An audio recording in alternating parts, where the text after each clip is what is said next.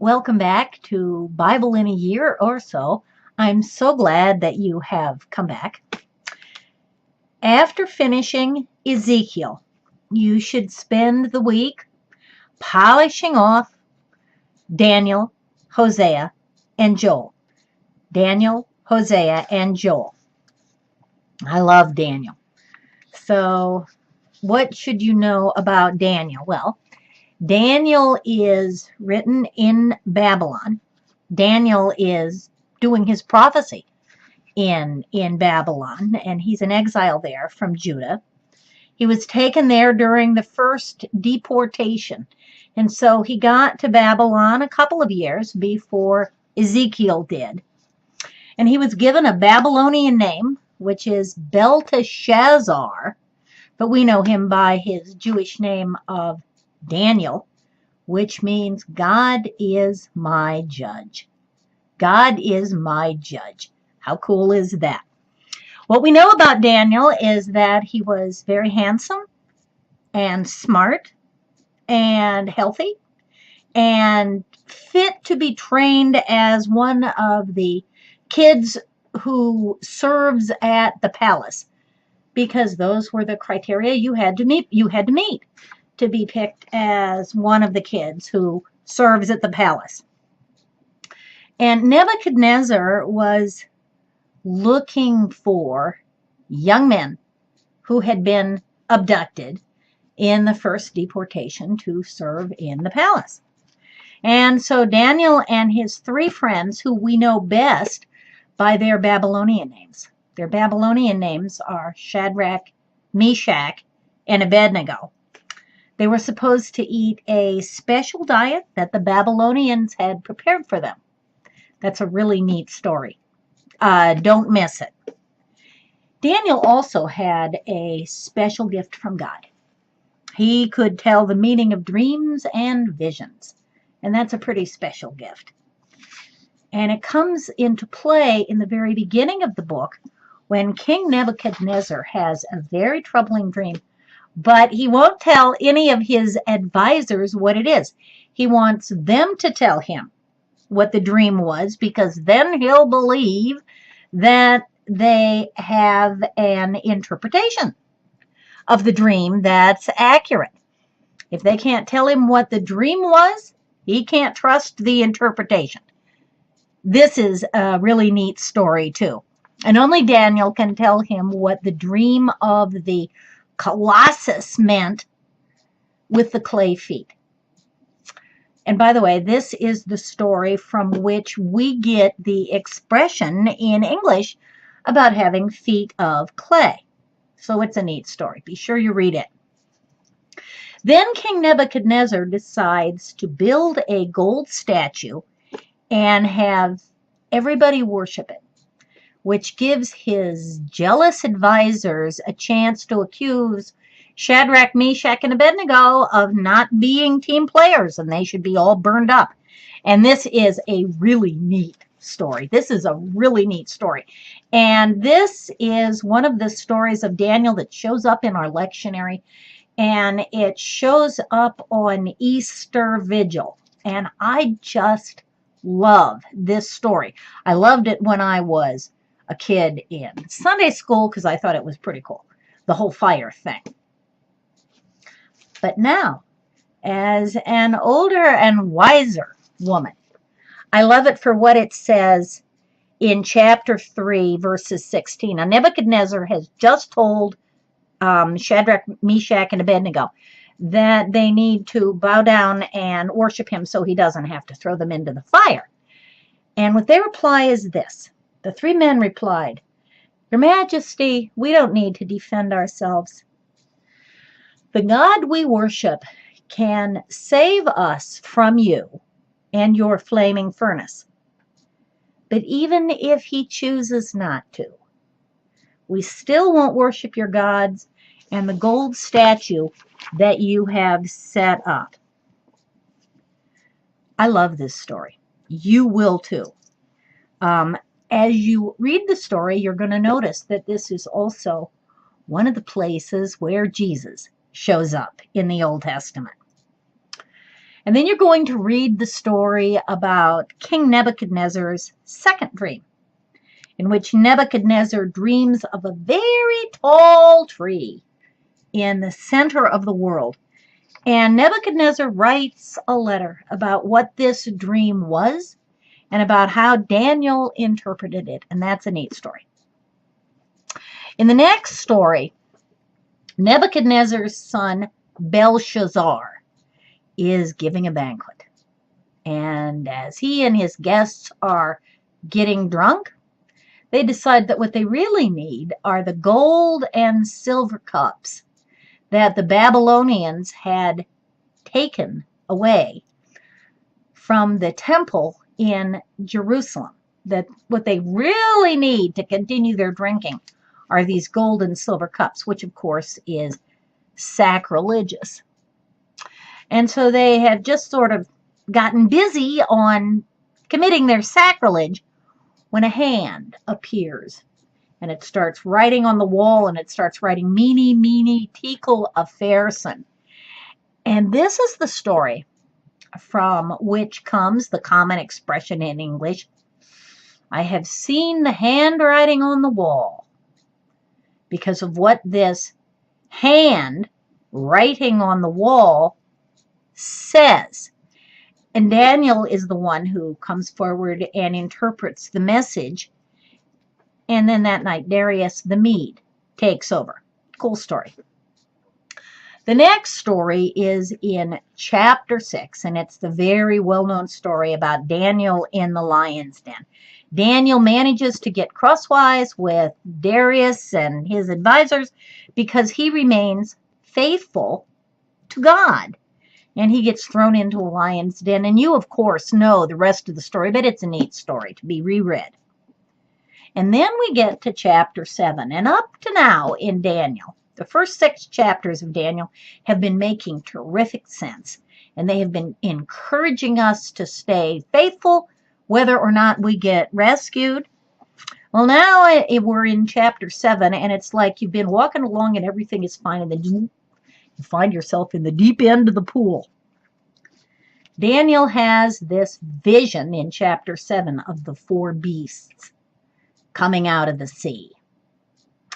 And then in chapter 8, Daniel has this vision about a ram and a goat, which the archangel Gabriel comes down and conveniently interprets for him. In chapter 9, Daniel reads Jeremiah's prophecy that Jerusalem will lie in ruins for 70 years.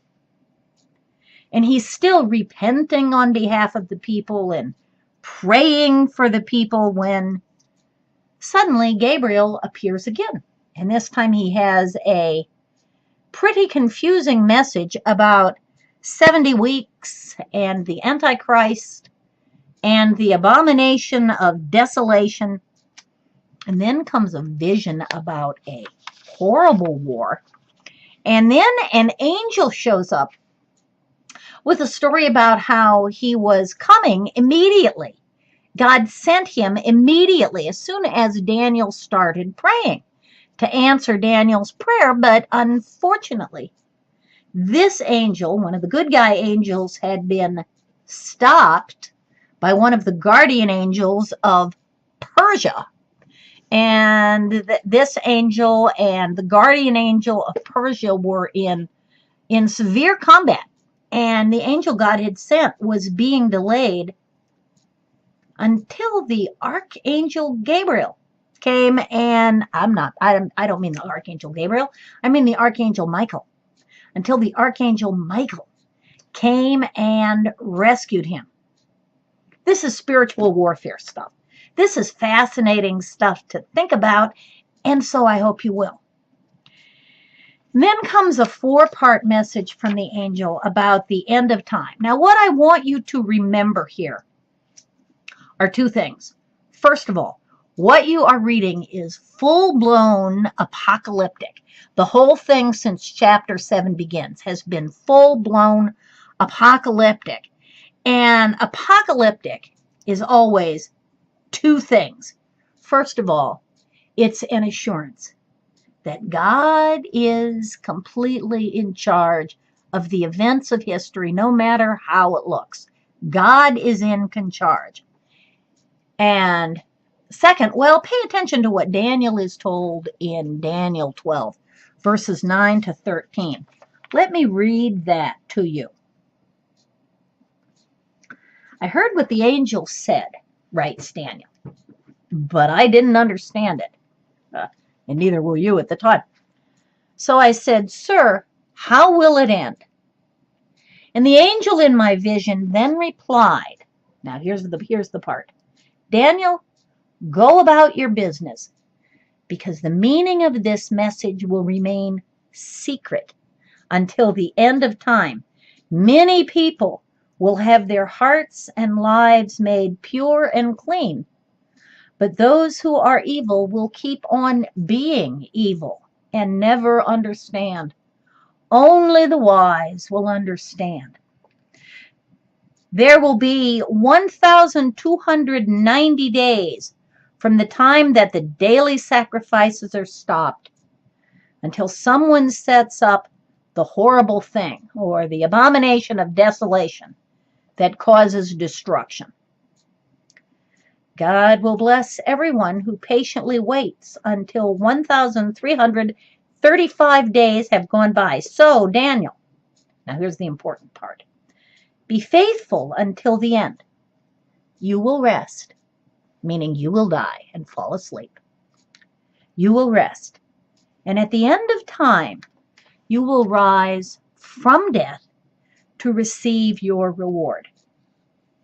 You're saying, no, wait a minute, what is all this stuff about all these days? Okay, look, the important thing to remember from this is this part. Daniel, go about your business, because the meaning of this message will remain secret until the end of time. Go about your business, because nobody's going to know what this means until the end of time. Now, I know that we're going to spend a good amount of time on this when we get together. And I've got to tell you right now, you cannot understand Revelation. You don't even have a prayer of understanding Revelation without understanding Ezekiel and Daniel. Yeah, but nobody can understand Ezekiel and Daniel except for this. Two things. First, things are going to get a whole lot worse. You think it's bad now? Things are going to get worse. Things are going to get worse. So don't be surprised when they do. That's number one. Number two, God's in control. And the third thing, I know I said there were two things, but I meant there are three things. And the third thing is, you be faithful. You be faithful, and God will raise you from the dead. And that's what to remember about Daniel. Great stories. Have lots of fun with Daniel. And then keep reading and read through Hosea. Now, Hosea is a major prophet who God sent to the northern kingdom of Israel to warn them to change their ways, or they were going to get carted off to Assyria. You all know what happens. Hosea's entire prophecy was a symbolic prophecy, and we've covered what symbolic prophecy was before. Hosea married a woman named Gomer, and you're thinking, oh, wait a minute, I thought Gomer was a guy. No, Gomer is a girl's name.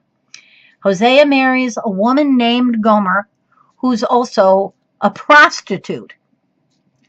And he did that because God told him to marry this prostitute as a way to show how unfaithful Israel has been. Israel has been so unfaithful in her covenant relationship with him. It's like marrying a woman and discovering she's a prostitute. In the course of being married to him, she has kids by other men, and God tells Hosea what to name them, and he gives them great names. The first one he names God Scatters. The second one he names No Mercy. The third one he names Not My People. Not My People. And Gomer gets sold to another man, but Hosea rescues her because God tells Hosea to rescue her. The point of Hosea is that God still loves his unfaithful people. He is going to punish them, but he promises to forgive them and to bless them again after they have learned how to be faithful to him. So read Hosea. Hosea is listed among the minor prophets because Hosea is not a very long book, but Hosea is major. And then comes Joel. Now, you remember how the prophet Jeremiah used a drought that the country was going through and pointing out to the people, you think your problem is this drought.